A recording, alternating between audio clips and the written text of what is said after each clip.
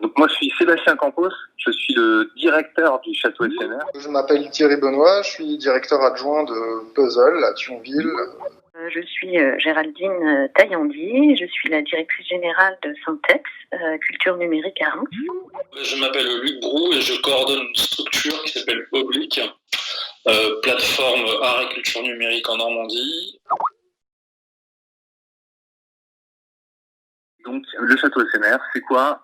C'est un lieu culturel, un tiers-lieu comme on dit, un lieu multi-activité qui a d'abord pour vocation d'accueillir des artistes résidents, notamment des artistes qui s'appuient sur cette notion de nouvelles écritures numériques et sonores. Et parallèlement à ça, puisqu'on a un lieu sonore, on est aussi devenu petit à petit un lieu musique actuel.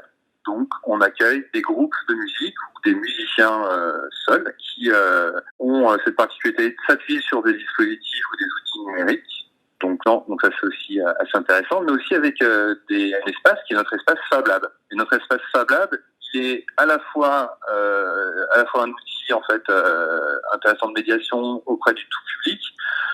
C'est un outil de prototypage pour nos artistes résidents et donc aussi pour nos coworkers. Alors Puzzle, c'est un projet hybride, donc par définition un peu complexe à décrire. Pour faire simple, c'est un tiers-lieu culturel, un centre culturel du XXIe siècle, ouvert sur la cité, un lieu de lien social, mais c'est aussi différents services donc culturels qui sont proposés, dont une médiathèque, des studios de création numérique, une association dédiée aux arts plastiques, le Centre Jacques Brel, et différentes salles d'exposition. Pour ce qui est du numérique, il est présent partout puisque ça a été un fil conducteur de l'ouverture du projet. Donc Puzzle a ouvert en 2016. Ça se ressent aussi dans notre politique d'animation ou d'action culturelle où on intègre des propositions qui font appel aux technologies. Et on l'intègre également dans notre politique de programmation artistique dans les salles d'exposition. Syntex, donc c'est un lieu un petit peu atypique sur la scène rémoise.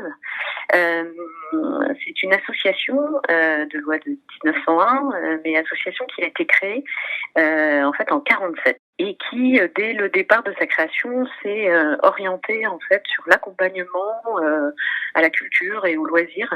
La part en fait des technologies n'a fait qu'accroître dans le projet pour que Syntex devienne justement centre de culture numérique en ne consacrant son activité que autour à la fois des pratiques et de l'accompagnement artistique. Donc le projet, il est là. Le projet, il y a deux grands axes. Un qui est l'accompagnement artistique. Et donc la seconde partie, c'est un accompagnement aux pratiques, à la découverte, mais aussi à la professionnalisation. Oblique, plateforme art et culture numérique en Normandie, vient de naître officiellement au début du mois de janvier 2020. L'origine du projet, c'était un montage entre une structure qui s'appelle Station Mire à Caen, qui produit le festival Interstice, et puis le Tetris au Havre, qui produit un festival qui s'appelle Exhibit. On a réuni un peu nos efforts et nos réflexions sur les besoins liés aux cultures numériques en Normandie, et ça a abouti à la création de cette structure qui est maintenant autonome. L'idée, c'était d'être un relais, un facilitateur de projet qui ait comme point de départ les arts numériques, la création artistique, et qui soit élargi au champ de la culture. Ça veut dire qu'on intègre à tout ça ce qui va relever de l'enseignement, de la pédagogie, ce qui va relever de la recherche, de la production d'idées et de la connaissance. Il y a cette notion de partage, de transversalité qui n'est pas toujours évidente dans les équipements traditionnels, je dirais. Différents outils culturels vont forcément rentrer en tension et en collaboration. Cette notion de partage des savoirs et des savoir-faire sont au cœur de cette culture numérique. Et donc, voilà, ça peut interroger à un moment donné, évidemment, ces pratiques traditionnelles. Et c'est aussi par la nature des outils qui sont utilisés et qui sont parfois dématérialisés et qui vont favoriser cette communication ou ces partages. Après, c'est nous, tel qu'on perçoit la culture numérique, c'est-à-dire de manière très expérimentale, là où des équipements culturels traditionnels vont peut-être avoir plus de mal à accepter ces phases d'expérimentation. L'expérimentation, c'est aussi des phases d'échec et des phases de réussite. Je pense que ça questionne beaucoup de choses. C'est ce que je disais. À la fois, il faut l'intégrer puisque c'est quelque chose de contemporain qui est là autour de nous, c'est-à-dire savoir évoluer, adapter nos propositions, adapter nos façons de travailler, adapter nos rapports aux usagers en tenant compte de ces nouvelles technologies du numérique. Mais je pense qu'on doit aussi être dans une posture d'interroger tout cela. Ça interroge la médiation, ça nous permet de développer de nouvelles choses via des supports tablettes, des supports pédagogiques. Ça peut simplifier les choses comme ça peut les complexifier. Aussi, je dirais, ce que le numérique change, c'est cette approche hybride, pluridisciplinaire, transversale que ça induit. On le voit par exemple sur des projets artistiques. Les frontières deviennent un peu floues avec le numérique et obligent souvent à travailler en collaboration, en transversalité, en mode projet.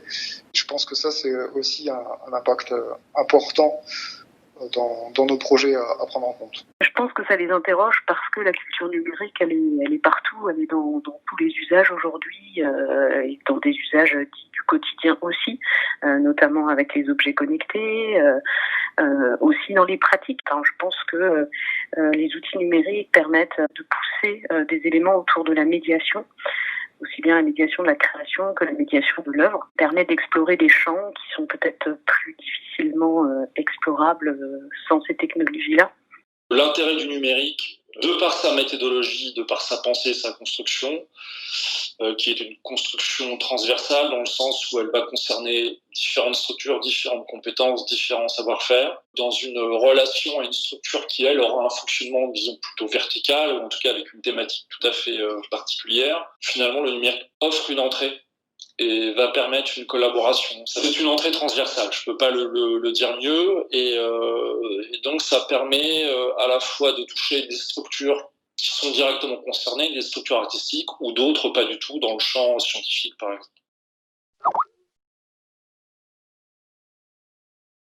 La culture numérique sur les territoires, il y en a de plus en plus. Ça s'impose assez logiquement. Je crois plus qu'il y ait vraiment besoin de sensibiliser les politiques et ces territoires sur ce sujet. C'est induit dans nos pratiques. Enfin, ces outils numériques font partie de nous et cette culture numérique, elle est déjà pleinement intégrée. Donc, c'est lui qui se développe, je dirais, assez naturellement. Et oui, il y en aura de plus en plus. Ça, c'est une évidence. Pour moi, c'est quelque chose qui est plutôt acquis. De nouveaux lieux, alors, c'est un point de vue très personnel, mais je ne pense pas. On a eu l'expérience des espaces culture multimédia il y a quelques années, qui ont pu être une tentative dans ce sens-là. Moi, aujourd'hui, je serais plutôt partisan d'essayer d'intégrer ces problématiques numériques aux équipements qui existent déjà. Parce que, comme je le disais, c'est pas une discipline pour moi en tant que telle. C'est maintenant quelque chose qui diffuse, qui infuse partout dans toutes nos pratiques. Et il me semblerait plus pertinent d'essayer de l'intégrer aux équipements qui existent déjà et que chacun puisse se l'approprier, le questionner de son point de vue. Plutôt que de créer des nouveaux lieux dédiés. Mon point de vue personnel serait plutôt d'essayer d'intégrer ces problématiques dans les offres des équipements qui existent déjà, plutôt que de multiplier les lieux et d'en faire aussi un nouveau silo, quelque chose à part entière qui tournerait juste autour du numérique, qui n'est pas une finalité ou une fin en soi, qui infuse partout, comme je le disais tout à l'heure. Sur les territoires où il n'y en a pas, je pense que ça peut être effectivement nécessaire. Maintenant, je crois qu'il existe beaucoup de lieux en fait qui émergent déjà, ou alors je sais que notamment les bibliothèques, les médiathèques sont des lieux qui s'équipent de plus en plus de tous ces outils-là et qui font énormément d'accompagnement. Et je ne sais pas si la question est de savoir s'il faut des nouveaux lieux ou s'il faut plutôt accompagner les usages. Et dans ces cas-là, ça peut être par des lieux, mais ça peut être aussi par des gens qui en fait accompagnent les gens et vont à la rencontre des gens. Et je pense que c'est bien d'aller à la rencontre. Et je trouve que dans des lieux où la mobilité est plus compliquée, c'est bien de pouvoir faire ça aussi. que cette mobilité, elle soit double. Pas forcément d'aller chercher des gens chez eux et de les amener chez nous, mais aussi emmener un peu de notre chez nous chez eux. C'est un peu délicat parce que les territoires, ont tous leur spécificité. Nous, dans un premier temps, quand je dis nous, c'est un peu le petit écosystème qu'on a à Caen, ce serait plutôt de favoriser des entrées même ponctuelles, c'est-à-dire de partir de l'existant. Et à partir de là, de voir comment on peut faire émerger des projets qui peuvent être très variables, très différents dans leur nature, dans leur proposition, avant de penser des structures complètement dédiées. En tout cas, moi, dans mon travail, je m'appuie sur ce qui existe et puis je vois avec eux ce que l'on peut faire émerger. Enfin, pour moi, c'est vraiment lié à un contexte local et à des opportunités. Est-ce qu'on part d'un existant ou est-ce qu'il y a un projet nouveau? Et s'il y a un projet nouveau, est-ce qu'on peut intégrer une dimension numérique? Encore faut-il la définir, cette notion numérique, c'est qu'est-ce qu'elle recouvre et pour qui, pourquoi en fait.